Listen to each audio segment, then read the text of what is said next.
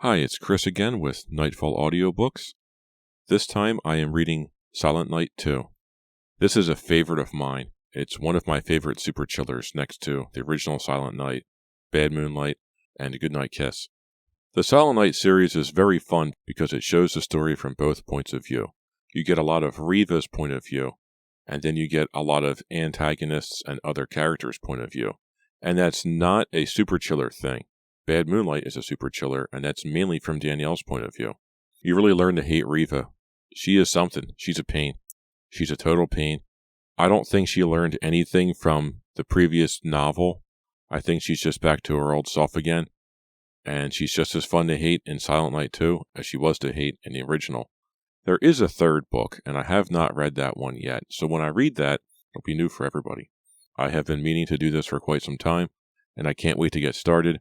I flipped through a few pages. I got an idea of who's who and what's what. We're going to just wing it and see what happens. If you want to get in touch with me, you can write me an email, nightfallaudiobooks@gmail.com. And I am also on YouTube at Nightfall Audiobooks. Feel free to like, comment, and subscribe. I love hearing what you have to say. Tell your friends, tell your mom, tell whoever you think would like to listen to me tell them stories by R.L. Stine. So thank you very much for listening, and I will see you at the end of the book. Welcome to a Nightfall Audiobooks production of Silent Night 2 by R.L. Stine, a Fear Street Super Chiller, Book 5. Part 1, A Kidnapping. Chapter 1. Paul Nichols felt like killing someone.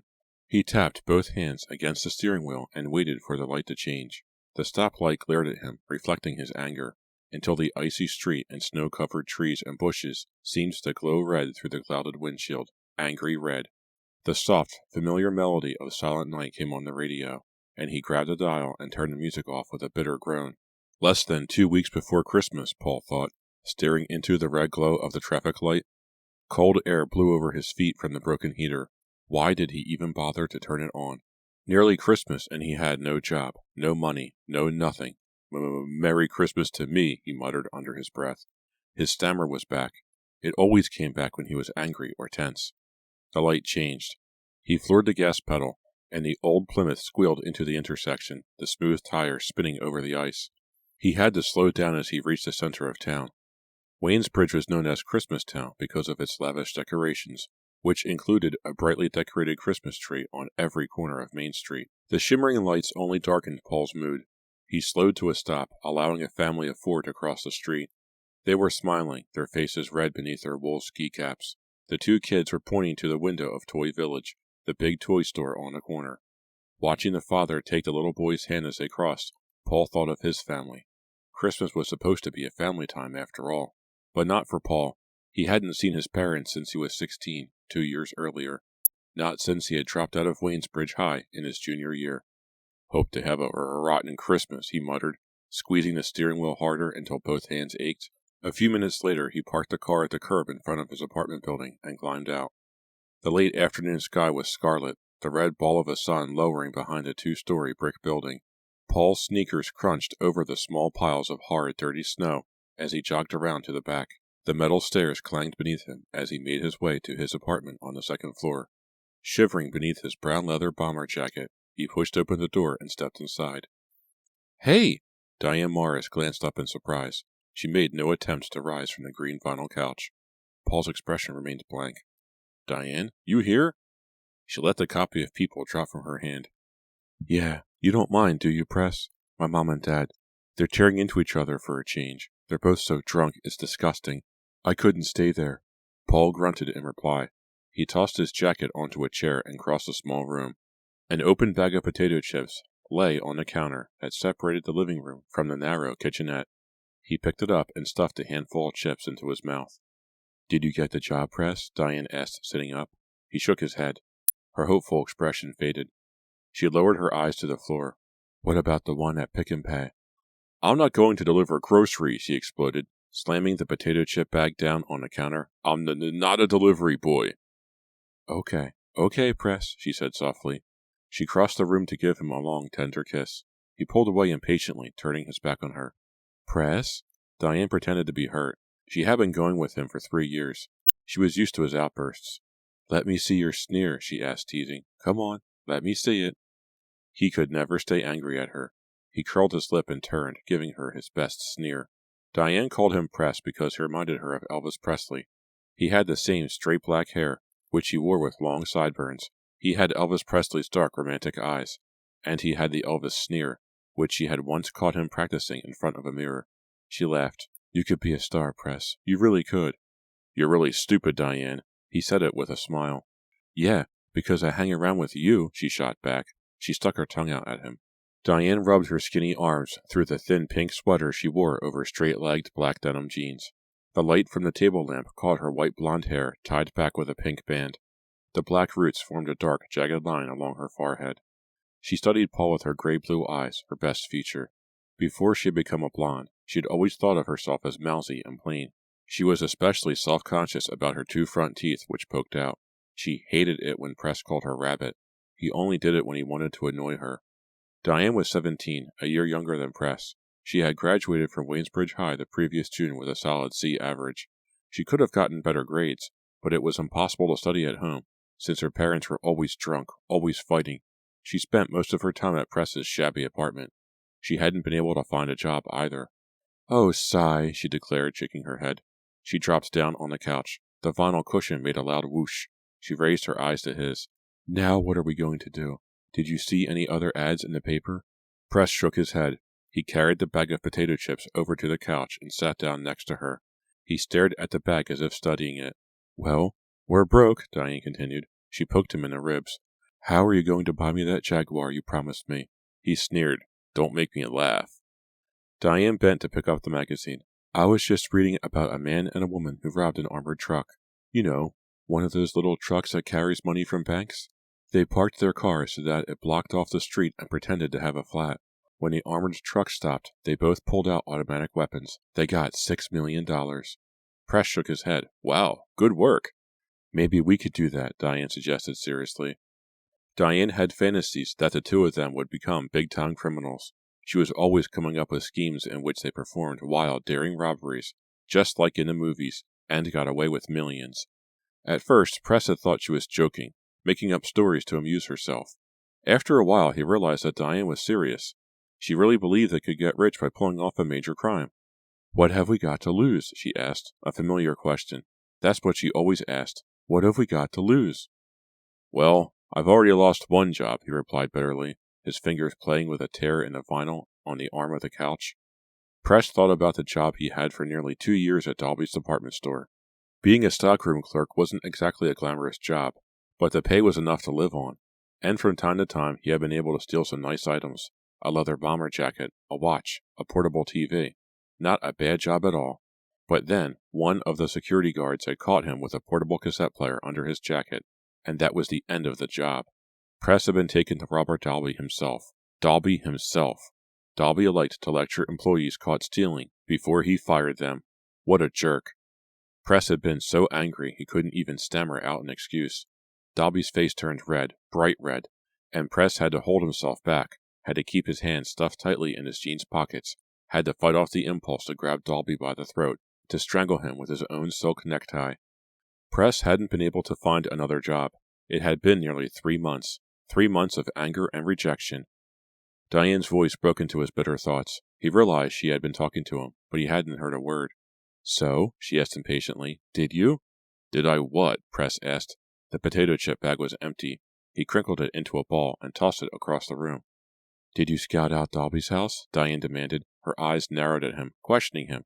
"Yeah, I checked it out," he told her. "And?" "And it wouldn't be hard to get in there," he said without enthusiasm. "Really?" Diane grabbed his hand and squeezed it excitedly. "I saw one guard dog, that's all," Press told her. "You really think we could get in?" Diane demanded, holding on to his hand. "Piece of cake." He turned to study her face. "Hey, you're really serious about this? About robbing Dalby's house?" "Don't I look serious?" she replied. "It's the perfect revenge, isn't it, Press?" He frowned. "Not if we get caught." He flashed back 3 months and felt the store security guard's hand on his shoulder. Once again he saw everyone in the store staring at him, staring as he was dragged up to Dalby's 6th-floor office to be fired. "You were in Dalby's house once, right?" Diane asked, lost in her own thoughts. You saw the stuff in there? Yeah, it was last winter. Some kind of store party, Press replied. The place is loaded with antiques. Diane is really serious about this, he realized again. Am I serious about it? He wasn't sure. We could do it, Press, Diane said excitedly, squeezing his hand. We could pay Dalby back for firing you. We could get in there and grab enough antiques to make sure we have a great Christmas. I mean, we could have a tree and presents and a turkey dinner and everything. With a burst of enthusiasm, she wrapped her arms around his shoulders and kissed him. Her lips felt hot against his. We could do it, she cried. It would be just like a movie, Press, just like a movie. She held him tightly, her thin body trembling with excitement. What do you say? He stared across the room. His eyes moved from the shabby furniture to the threadbare carpet. Then, in a quick, sudden movement, he stood up. He turned and stared at her, a smile breaking out on his handsome face. I have a better idea, he said. Huh? Diane gaped up at him, her mouth hanging open. Forget the antiques, Press told her with a sneer. What do we know about antiques? Nothing. Yes, but, Diane started to say. He raised a hand to silence her. What is Dalby's most precious possession? Diane shrugged. How should I know? His daughter, Press declared. Riva, Diane murmured, surprised she remembered the name. Riva Dalby. Right, Press said. How much can we get for antiques? A few thousand, maybe? Maybe. But Dalby will fork over millions for his daughter. Diane chewed tensely on her lower lip, her gray blue eyes locked on Press. Yes, Press declared. You want a movie? It'll be just like a movie, Diane. We just have to work it out carefully, step by step, scene by scene, and, with a little luck, he grinned excitedly at her. With a little luck, we could be millionaires by Christmas. All we have to do is kidnap Riva Dalby. Chapter 2. Riva Dalby backed up to the railing and raised her hands as if to shield herself. The dark figure continued to move toward her, advancing slowly, steadily. She let out a soft cry. The department store was dark and empty, silent except for the chorus singing Silent Night on the speaker system. The man drew closer. He was breathing hard, each breath a menacing groan. Riva pressed her back against a low chrome balcony railing. She glanced down to the main floor of the department store, shadowy and still, 5 floors below. She stared at the enormous Christmas tree twinkling brightly in the center aisle. Another chorus of Silent Night jarred the eerie quiet. Please, no, she cried to her attacker. He had a pistol in one hand. He leapt at her, arms outstretched. She shut her eyes and ducked. She could feel a cold gust of wind as he sailed over her, sailed over the balcony. She could hear him scream all the way down. Then she heard shattering glass, a loud crack. Then a long, tortured scream as her attacker landed on the Christmas tree. It shorted out. He twisted and writhed in the blue-white electrical current. Zap, zap, zap, zap, zap. The stinging hiss of death. A sound Riva knew she'd never forget. And then she heard his thin voice. He was saying, Excuse me, miss. Miss? Zap, zap, zap, zap, zap. Excuse me, miss, he was saying. Can you help me? Riva blinked. She realized she wasn't up on the balcony. She was behind the perfume counter on the first floor. Slowly she left the past and the scene she had pictured again and again since the Christmas before. Now it was a year later. 1 year later, and she still thought about that horrifying night every time she heard Silent Night over the store's sound system.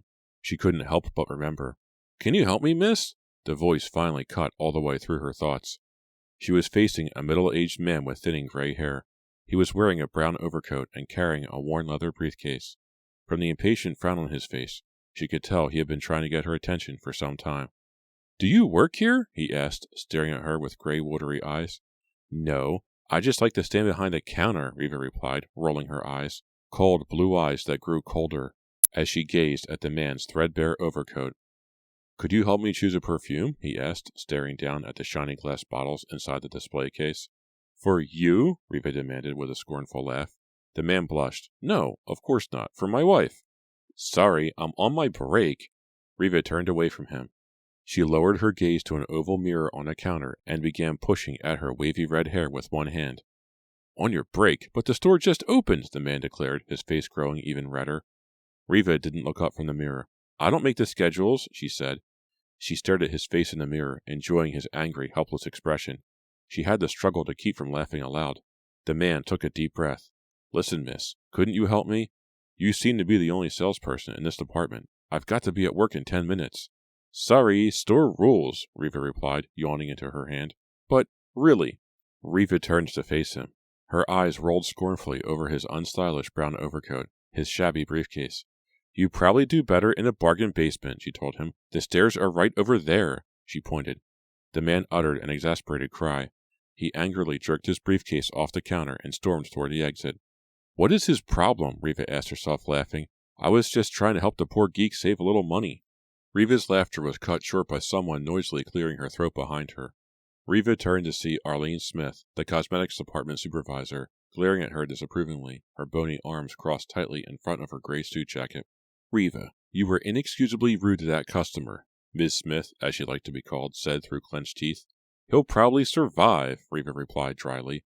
"But will the store survive?" Ms. Smith demanded angrily. Riva rolled her eyes. "I'm sorry, Ms. Smith," she said, emphasizing the Ms. "But you really shouldn't get on my case just because you're having a bad hair day." Ms. Smith narrowed her eyes menacingly. "I'm going to talk to your father about this, Riva. Your attitude has not improved." "I wish you would talk to him," Riva said with a sigh. "I didn't want to come back to this store this Christmas, but my father made me. He said it would be good for me." "I don't think it's good for any of us," Ms. Smith replied huffily. She made her way across the department, taking angry strides, her high heels clicking on the hard floor. "Where did she get those shoes? At a blacksmith's?" Riva asked herself, chuckling.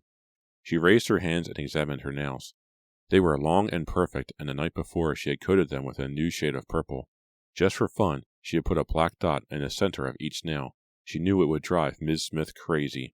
Even though it was early, not yet 10 o'clock, the store had begun to fill up with eager Christmas shoppers.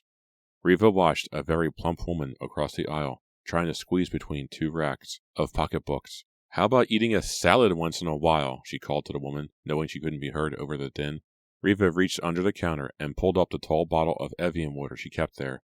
She took a sip, then stopped when she saw a familiar figure loping down the aisle toward her, Kyle Storer, the usual grin on his face. Kyle thought he was so hot. He had been hitting on Riva ever since school vacation had started, and they both began working at Dalby's. But she had refused to go out with him. Why? He was too eager. Now here he was, coming to try again. Riva groaned to herself, watching him approach, his green eyes twinkling. Kyle wore tan chinos over black boots, and a blue and white checked Western-style shirt with a navy blue string tie. Cute. Real cute, Riva thought scornfully. What a cowboy. Maybe he's coming over here to yodel. "Hey, what's up?" Kyle asked, his grin growing wider. "What's up, Riva?" "What are you supposed to be?" Riva asked, staring at his string tie. Kyle's grin faded. "Huh? You mean my tie? You like it?" "I'm kind of busy," Riva said. "Hint, hint." Kyle ignored her cold reception. "The store is really crowded already," he said, glancing around. "Guess your dad is raking it in today, huh?" He laughed as if he had just made a joke. "Kyle, I really can't talk," Riva insisted. "I already got in trouble with Ms. Smith this morning." Why can't he take a hint? Riva wondered. If he asks me out again, he's going to be sorry. "You doing anything Saturday night?" Kyle asked, leaning over the glass counter. Riva shot her hand out, tipping over the bottle of Evian water. "Oh, I'm so sorry," she cried, watching the water spill down the front of Kyle's chinos. Kyle took a step back, his mouth dropping open as he saw the big wet stain on the front of his pants. "How embarrassing!" Riva cried with mock sympathy. "Kyle, what will the customers think?" Kyle shrugged and tried to act cool, but his face was bright red. "Later," he mumbled and hurried away. When she finished laughing, Riva took a long drink from the Evian bottle. Then she turned to see Francine, the frizzy-haired mousy woman, who shared the perfume counter duties, step up beside her, shaking her head. "Sorry I'm late, Riva. My car broke down in the middle of Division Street. Has it been terribly busy?" "Yes, terribly," Riva replied, sighing. "I'm exhausted already, Francine. I'm going to take my break. See you." Francine tried to sputter a protest, but Riva ignored her and hurried down the aisle. As she passed by the Christmas tree, Riva felt a cold chill on the back of her neck. Once again memories of last Christmas and all its horror forced their way into her mind. "I promised I'd be a kinder person after all that had happened last Christmas," Riva remembered. "I promised I'd be nicer, warmer, more considerate." "Well, I would be nicer if I were lying in a bikini on a hot beach somewhere," she told herself. "I'd be a lot nicer, that's for sure. But how can I be nice if I have to spend Christmas vacation standing behind a perfume counter, waiting on tacky jerks in this stuffy store?" Riva made her way past the stocking department, headed down 3 steps, and spotted her cousin Pam beside a long wall of greeting cards. Pam had red and green ribbons in her straight blonde hair. She wore a short green skirt over red tights and a red stretch top. I knew I could count on Pam to have plenty of Christmas spirit, Riva thought sarcastically. I guess she's happy just to have a job. Pam's mother had been laid off most of the year, and her father had to give up his drugstore and go to work for someone else. But, thought Riva, Cousin Pam seems as bright and cheery as ever. And who is that babe she's talking to? As Riva entered the stationery department, she saw that Pam had her hand on the shoulder of a dark, very handsome boy in black denims and a white sweater. He had straight black hair pulled back in a short ponytail, a broad, tanned forehead, and intense, dark eyes that were locked on Pam. He was smiling at Pam, the most beautiful smile Riva had ever seen. "Hi, guys," Riva said, stepping between Pam and the boy. Pam was forced to remove her hand from his shoulder and take a step back. "How's life in the stationery department, Pam?" Riva asked, her eyes on the boy. "Great," Pam replied. "It's an easy job. Not bad at all." "Way to go," Riva said. She still hadn't taken her eyes from the boy. "Have you, met Victor?" Pam asked. "This is Victor Diaz, my cousin Riva." "Hi." Victor gave Riva a shy smile. Wow, Riva thought, what a smile, what a babe. I am totally captured by this guy, Riva told herself. "Do you work in the store?" Riva asked, returning his smile, training her blue eyes on his. "Yeah, for the holiday," Victor replied. "In the stockroom, usually." "The stockroom? I have to work there every day from 3 to 5, Riva said. She absolutely hated working in the stockroom, but now, she thought, studying Victor's handsome face, maybe she'd enjoy it a lot more. "Do you like it here?" she asked him, eager to keep the conversation going. "Be careful, Victor," Pam broke in. "Riva's father owns all the Dalby stores." Victor smiled. "I love working in the stockroom. I hope to work there all my life," he joked. Riva laughed. Victor glanced at his watch. "I'd better get back. See you later, Pam." He turned to leave. "I work in the perfume department," Riva called after him. "Come say hi sometime, okay?" "Nice to meet you," Victor called over his shoulder. He disappeared into the crowd of shoppers. "Isn't he terrific?" Pam gushed. Riva finally faced her cousin. "Seems like a good guy," she said casually. Pam's face was flushed. Her green eyes flashed excitedly. "I think this is the real thing, Riva," she whispered, grinning. "I mean, I met Victor only a few weeks ago, but I'm just nuts about him." "That's great, Pam," Riva replied without any emotion, as if Pam had just told her it was cloudy outside or something just as dull. She raised the backs of her hands to her cousin. "How do you like my nails?" "Huh?" Pam seemed confused by the sudden change of subject. "Will these drive Ms. Smith wild, or what?" Riva demanded, holding the black-dotted purple fingernails in Pam's face. To Riva's surprise, Pam reached down and picked up a silver-bladed letter opener from a stationery display. Pam raised the letter opener high. "Pam, what's that?" Riva cried. "Here's what I think of your nails," Pam exclaimed, and she plunged the letter opener into Riva's chest. Chapter 3. Riva uttered a choked gasp. Pam laughed. She raised the letter opener and pushed the blade 2 or 3 more times into Riva's chest. "Gotcha!" Pam cried, her green eyes sparkling with excitement in the bright store light. Riva took a step back, her eyes still wide with fear. She stared at the fake letter opener, realizing that it had a sliding blade. The blade slid into the handle when it was pressed against anything. Still grinning, Pam pushed the blade into the palm of one hand. "Do you believe this joke letter opener is the biggest seller in the stationery department this Christmas?" Pam declared, shaking her head. "It's very funny," Riva said weakly. "Glad you're having fun, Pam." "It beats last Christmas," Pam remarked, eyeing Riva meaningfully. "For sure," Riva muttered. Riva said goodbye to her cousin. Then she walked as slowly as she could back to the perfume counter, thinking about Victor. After work, Riva made her way up to the executive offices on the 6th floor to meet her father. She passed the luxurious reception area with its leather couches, fresh flowers and tall glass vases, and fabric-covered walls studded with modern paintings. Following the hall to her father's office in the corner, Riva paused as the balcony came into view. The balcony from which she could look down on all 5 floors to the last one. The balcony where she had almost met her death. Feeling a cold shiver down her back, Riva held her breath and jogged the rest of the way, her eyes straight ahead. Mr. Dalby was standing in the doorway to his office, a stack of files in his hands. He smiled as Riva approached. "How's it going?" Riva's father was a trim, handsome man who worked out every day and took very good care of himself. He was 46 but appeared younger. The only signs of age were the creases at the corners of his dark eyes, and the sweeping trails of gray on the sides of his black, closely trimmed hair. How's it going? Not great, Riva complained. She followed her father into his office and sat down in front of his wide blonde wood desk. She turned the photo in the plexiglass frame on the corner of the desk to peek at it. She had seen it at least 1,000 times, but it still made her feel sad. It was a snapshot of Riva, her little brother, Michael, and their mother on the beach at the Cape. It had been taken 5 years earlier, just 6 months before Riva's mother had died. What a photo, she thought, turning it back. So happy and so sad at the same time. She always wondered how her father could bear to keep it in front of him all day. Mr. Dalby sat in his chair and leaned over his desk, studying Riva's face. Ms. Smith complained about you this morning, he murmured. Riva shrugged as if to say, who cares? I really don't want to work here this Christmas, Daddy, she said, not meaning to sound as whiny as she did. I mean, it's not like we need the money. Mr. Dalby frowned. He tapped a pencil on the desktop as he continued to stare at her thoughtfully. I really want you to work, he said softly. For your own good, Riva. I know it brings back bad memories, but I feel you have to get over them. I really need a rest, that's all, Riva insisted. Why can't I go to St. Croix with Michael? Because the Harrisons didn't invite you, her father answered bluntly. They only invited your brother. Riva blew a strand of red hair off her forehead. Bummer, she muttered. Tell you what, Mr. Dalby said, tossing down the pencil. His expression brightened. Stick it out here in the store this Christmas, and we'll go somewhere warm in February. Really? Riva pulled herself up from her slouching position in the chair. Her blue eyes brightened.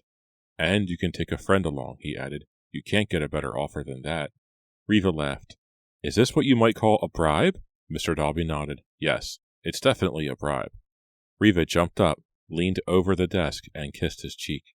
His dark eyes grew wide with surprise. He wasn't used to receiving so much affection from his daughter. Okay, so I'm letting you bribe me, Riva said, smiling. I love being bribed, actually. And you'll keep the job in the store? He demanded. Yeah, sure, Riva replied. And I won't get any more complaints from Ms. Smith that you're being rude to the customers, he asked, raising his eyebrows. Hey, don't expect miracles, Riva exclaimed. She started to walk over to the coat closet against the wall. Are you coming home? Mr. Dalby sighed and pointed to the stack of files on his desk. I can't. I have to work late. I have all these inventory reports to go over. Riva pulled on her coat. Okay, see you later. She stopped at the door. Thanks for the bribe, Daddy. Any time. Humming to herself, Riva made her way down the hallway toward the 2 service elevators that were for store employees. Most of the offices she passed were empty. The desks out front were empty too. The secretaries went home promptly at 5. Her voice sounded hollow in the silent hallway. She stopped humming. She didn't like being out there all alone. Feeling her heart pound harder, Riva stepped up to one of the employees' elevators. The doors were shiny aluminum. She could see her reflection in them. 2 Rivas stared back at her, slightly distorted, both a little anxious, a little frightened. She pushed the button. The doors to the elevator to her left slid open. She started toward it, but a loud voice behind her uttered a sharp cry, and strong hands grabbed her arms from behind.